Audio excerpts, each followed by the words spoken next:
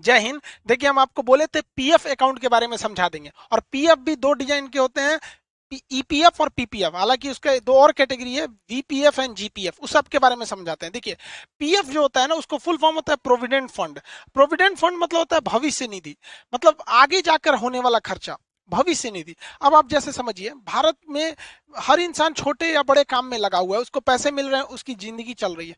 लेकिन कब उसको पैसे आने बंद हो जाएंगे या फिर उसका जॉब चला गया तो उसके पास कोई सिक्योरिटी नहीं है, सोशल सिक्योरिटी नहीं है, या फिर बुढ़ापे में बाल बच्चा भगा दिया, या फिर बुढ़ापे में काम नहीं बचा, तो कहाँ जाएंगे? तो बुढ़ापा के लिए बड़ा सरदर्द हो जाता है। या कोरोना के काल में आप देखिए, जिनकी नौकरी चली गई, बिजनेस खत्म हो गया, उनके पास कुछ नहीं था, बहुत से लोग मतलब भूखे मर रहे थे लोग वहां पे, समाज ने कुछ दे दिया तो चलो, नहीं तो बहुत दिक्कत हो जाता। तो ऐसे कंडीशन में इन बेरोजगारों के लिए क्या था?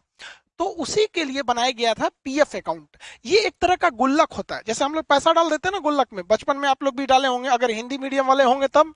सीबीएसई वालों का क्या ही पूछना, वो लोग गुल्लक भी रखता है लोग, तो जितना गुल्लक में पैसा नहीं रहता है ना सीबीएसई वालों का, उससे महंगा उनसों का गुल्लक रहता है। अलगे दुनिया का ऐसा। हम लोग का तो ये बचपन में हम लोग 1 रुपया खरीद के लाते थे, और घटता था ना तो उसमें से तनी तनी निकाल लेते थे, पूरा नहीं, फोड़ देंगे तो खत्म हो जाएगा। तो ऐसे ही एक गुल्लक सरकार ने बनाया है, जिस गुल्लक को कहते हैं प्रोविडेंट फंड। अब बार बार प्रोविडेंट फंड या भविष्य निधि तो कहेंगे नहीं, इसलिए इसे क्या कहते हैं, पीएफ कहते हैं, प्रोविडेंट फंड शॉर्टकट में। अब हम इस प्रोविडेंट फंड के बारे में डिटेल से समझते हैं, है क्या ये। प्रोविडेंट फंड एक तरह का खाता है जो आपके अकाउंट में ऑटोमेटिक काट के उस गुल्लक में रख दिया जाता है। पीएफ क्या है, एक अकाउंट है, जैसे आपका saving account, current account, recurring account, इस सब होता है ना, उसी तरह पीएफ अकाउंट होता है। ये एक ऑटोमेटिकली काट दिया जाता है ताकि आपके सोशल सिक्योरिटी हो सके, बुढ़ापा में किया जा सके। ये लॉन्ग टाइम के लिए होता है, ये नहीं कि आज रखे 2 साल बाद निकाल दे। ये बुढ़ापा वगैरह के लिए होता है, 10 साल, 20 साल, 40 साल, इस तरह बुढ़ापा के लिए लॉन्ग टाइम, और एकदम सिक्योर मनी होता है। ये ना लूट सकता है ना कुछ, इसकी गारंटी सरकार लेती है, रिस्क फ्री होता है। जैसे शेयर मार्केट कैसे रिस्क वाला होता है, राजा बना देगा नहीं तो भिखारी बना देगा, उस तरह से होता है ये प्रोविडेंट फंड यानी पीएफ अकाउंट। अब ये पीएफ अकाउंट दो टाइप का होता है। एक मतलब जो नौकरी करने वाले लोग हैं उनके लिए एम्प्लॉयड प्रोविडेंट फंड, ईपीएफ, ई से एम्प्लॉयड, अब प्रोविडेंट फंड ईपीएफ हो गया। और एक जो नौकरी नहीं कर रहे हैं, कहीं थोड़ा मोड़ा बिजनेस है, दुकान है वगैरह है, तो इन लोग के लिए, पब्लिक के लिए, आम पब्लिक के लिए भी एक प्रोविडेंट फंड है, पीपीएफ। तो आप देखिए, बार बार इतना मत समझिए, दोनों को पीएफ ही कहते हैं। पीएफ मतलब भविष्य निधि, बुढ़ापा या आने वाले वक्त में काम आता है। बस ये नौकरी करने वालों के लिए ईपीएफ होता है, और जो नौकरी वगैरह नहीं कर रहे हैं, छोटे मोटे दुकान है, बिजनेस व्यापार कर रहे हैं, उनके लिए पीपीएफ होता है। दोनों एक प्रकार है किसका, पीएफ अकाउंट का, इसलिए अमूमन दोनों को लोग पीएफ ही कहते हैं। हालांकि हम दोनों में अंतर बताएंगे कभी, लेकिन बीच बीच में हम पीएफ बोलेंगे तो आप समझिएगा। चलिए हम दोनों में अंतर समझ जाते हैं। ये है आपका ईपीएफ। ईपीएफ मतलब नौकरी करने वालों को, तो ईपीएफ में तो नौकरी वाले आ जाएंगे लोग, और पीपीएफ पब्लिक प्रोविडेंट फंड, सामान्य पब्लिक आ जाएंगे लोग। समझिए अब दोनों में क्या अंतर है। ये कंपलसरी लगाना होता है, ये कंपलसरी उस व्यक्ति को जमा करना ही पड़ता है। ये कंपनी की जिम्मेदारी होती है, जिस कंपनी में 20 से ज्यादा कर्मचारियों को वेतन मिल रहा होता है। ठीक है, 20 से ज्यादा। अब जैसे मेरे पास अगर 16 कर्मचारी है तो हम पीएफ उनका नहीं खुलवाएंगे, लेकिन जिस कंपनी में, चाहे वो सरकारी हो चाहे वो प्राइवेट हो, तो उसमें क्या करती है कंपनी की जिम्मेदारी रहती है कि उस बंदे का एक गोल्लक यानी खाता खुलवा दे, उसे कहेंगे पीएफ अकाउंट करें। ये कितना दिया जाता है वर्कर्स को, मैं मतलब 12%। जैसे उसकी जितनी सैलरी देनी है ना, तो कंपनी क्या कहती है, उसको फुल सैलरी नहीं देगी, उसमें से 12% क्या करेगी, भैया तुम पीएफ में भर दो, और जब तुम रिटायर होगे या नौकरी छोड़ के जाओगे तो हम ये खाता तुमको दे देंगे, ताकि फ्यूचर में यही पैसा रिटायरमेंट के टाइम पे मिलता है। तो लोगों को लगता है सरकारी में रिटायरमेंट में दुकान मिलता है, भैया वो हर महीने काट काट के रखा है, रिटायर होइएगा तो एक के बार दे देता है। समझ में आ गया? ये नौकरी करने वालों को। ऐसा नहीं कि केवल सरकारी, जैसे आप जियो में काम करिएगा, टाटा में काम कीजिएगा, उसमें 20 से ज्यादा कर्मचारी होते हैं, तो उसमें आपका भी पीएफ अकाउंट खुलेगा। और आप इंप्लॉय हैं तो आपके पीएफ अकाउंट के पहले क्या लगा दिया जाएगा, जैसे आप पीएफ तो प्रोविडेंट फंड हो गया, इंप्लॉय है तो ईपीएफ हो जाएगा। लेकिन अगर वही आप आम पब्लिक है, सब्जी है, चाय की दुकान है, तो आप एक आम पब्लिक है, तो आपके प्रोविडेंट फंड यानी पीएफ अकाउंट के आगे पब्लिक लगा दीजिएगा, पब्लिक प्रोविडेंट फंड होगा। ये क्या है, ये ऑप्शनल है, कोई भी खुलवा सकता है। इसके लिए बस उसको चाहिए, इंडिविजुअल व्यक्ति कोई खुलवा सकता है जिसके पास इनकम है। बस शर्त यह है कि वो भारत में रह रहा होना चाहिए। अगर भारत के ही अमेरिका में रह रहे हैं, काम करने आ रहे हैं, या जो सऊदी में काम करते हैं, वो लोग नहीं खुलवा सकते इसमें। यहाँ समझ में क्या? अब बात आती है ये गोलकवा रहता कहाँ है। कहाँ गुल्लक रहता है? तो आम पब्लिक को कहा जाता है कि आम पब्लिक का जो पीपीएफ अकाउंट होता है यानी पीपीएफ, वो कहा जाता है कि आप या तो बैंक में खुलवा लीजिए या तो फिर आप पोस्ट ऑफिस में खुलवा लीजिए, आपके लिए कोई रोक टोक नहीं है, आप कहीं पे खुलवा सकते हैं।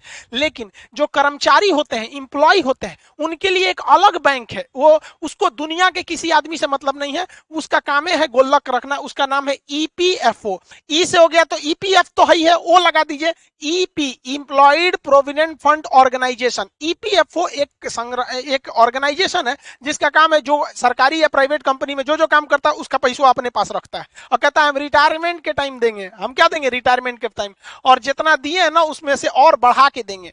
समझ में आ गया कि नहीं आ गया? तो बस अंतर यही होता है कि जो इंप्लॉय लोगों का अकाउंट खुलता है वो ईपीएफओ के अंडर में खुलता है, और जो पब्लिक आम पब्लिक के लिए पीपीएफ खुलता है वो बैंक और पोस्ट ऑफिस में खुलता है। अब इसके लिए जिम्मेदार है श्रम मंत्रालय, उसके लिए श्रम मंत्रालय जिम्मेदार है, और इसके लिए बैंकिंग सिस्टम जिम्मेदार है यानी आरबीआई है। ये 12% आपकी सैलरी से काट लिया जाता है।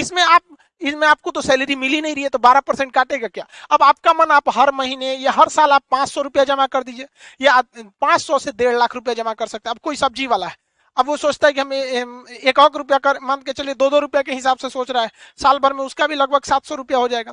उस हिसाब से वो साल भर में 500 से लेके 1.5 लाख रुपया तक जमा कर सकता है। बशर्ते अंतर क्या है, इसे पोस्ट ऑफिस या बैंक में जाके जमा करना पड़ेगा। और इंप्लॉय प्रोविडेंट फंड में क्या होता है, उसकी सैलरी से कंपनी खुद ही काट लेती है और कहती है कि देख तुम्हारा 1 लाख मान के चलो, तुम्हारा 50,000 सैलरी है, तो 12% हम तुम्हारे में से डाल दिए किसमें? तुम्हारे ईपीएफओ के अकाउंट में, ईपीएफओ के अकाउंट में। समझ में आ गया कि नहीं आ गया? किसी को दिक्कत? इसमें जो ब्याज मिलता है वो 8 से 9% ब्याज मिलता है, यानी जितना पैसा जमा किए जब आपको सरकार लौटाएगी, ईपीएफओ लौटाएगी तो 8 से 9% ब्याज देगी। जबकि इसमें जो आम पब्लिक के लिए है, तो आम पब्लिक के लिए देख रहे हैं फिक्स भी नहीं है, कोई 500 दे रहा है, कोई 1.5 लाख दे रहा है, तो इसमें थोड़ा ब्याज कम मिलता है, उससे 1% कम।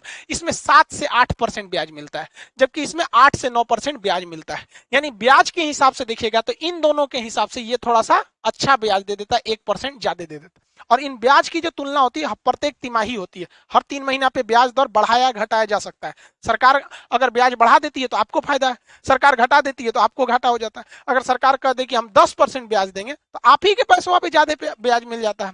उसके बाद देखिए ये कब कंप्लीट होता है, तो ये इंप्लॉय लोगों के लिए है, ये वाला प्रोविडेंट फंड जो है भविष्य निधि इंप्लॉय के लिए है। तो कहा जाता है इसकी मैच्योरिटी यानी ये कब पूरा होगा, जब आप रिटायर यानी सेवानिवृत्त होंगे तब।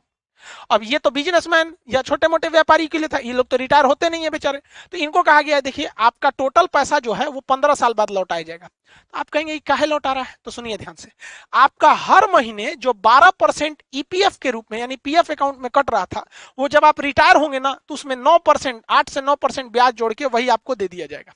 समझ में आ गया? उसी को कहा जाता है रिटायरमेंट के बाद भी सरकारी में पैसा मिलता है। इसमें भी है, आप 15 साल तक जमा कीजिए और उसके बाद आपका जब 15 साल बाद निकालिएगा तो आपको 7 से 8% जो उस समय का रेट रहेगा उस रेट से आपको पैसे मिल जाएंगे। अब आप एक बार में निकालिए या उसमें महीना महीना बनवा दीजिए, वैसे रिटायरमेंट के टाइम पे आप एक बार में पैसा निकालिए, महीना महीना बनवा दीजिए। लेकिन मान के चलिए कि कोई व्यक्ति है, वो सरकारी कर्मचारी है या प्राइवेट कर्मचारी, मान के चलिए प्राइवेट है, तो प्राइवेट भी इंप्लॉय है तो उसका भी जो प्रोविडेंट फंड यानी पीएफ अकाउंट होगा वो तो इंप्लॉय है तो ईपीएफ ही होगा।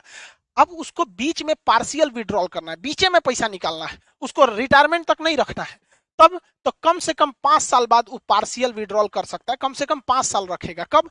एक कंडीशन है, उसके यहाँ शादी ब्याह पड़ गई बेटा बेटी का, या उसको दवा में इमरजेंसी आ गया, एजुकेशन के लिए लेना है, बेटा बेटी को पढ़ाना है, कहना है कि भैया इस सैलरी से नहीं हो रहा है हमारा है, थोड़ा सा दे दीजिए, लड़का का फीस जमा करना है, तो शादी, मेडिकल, एजुकेशन या इमरजेंसी में आप 5 साल बाद कुछ पैसा निकाल सकते हैं, पार्शियल विड्रॉल, ना कि पूरा निकाल लेंगे। इसमें भी सेम कंडीशन है, 5 साल बाद पार्शियल विड्रॉल कर सकते हैं। कितना अच्छा है, जैसे आप भी गुल्लक रखते हैं तो जब देखते हैं कि कुछ नहीं हो रहा तो पार्शियल विड्रॉल कर देते हैं, कुछ सिक्का उच्चा डाल के इसे निकाल लेता है, 1-2 रुपया आदमी बचपन में निकाल लेता था। तो इसमें दोनों सेम होते हैं सब। इसकी सबसे बड़ी खासियत होती है इन दोनों की, ये दोनों की दोनों डेब्ट लायबिलिटी 0 होती है।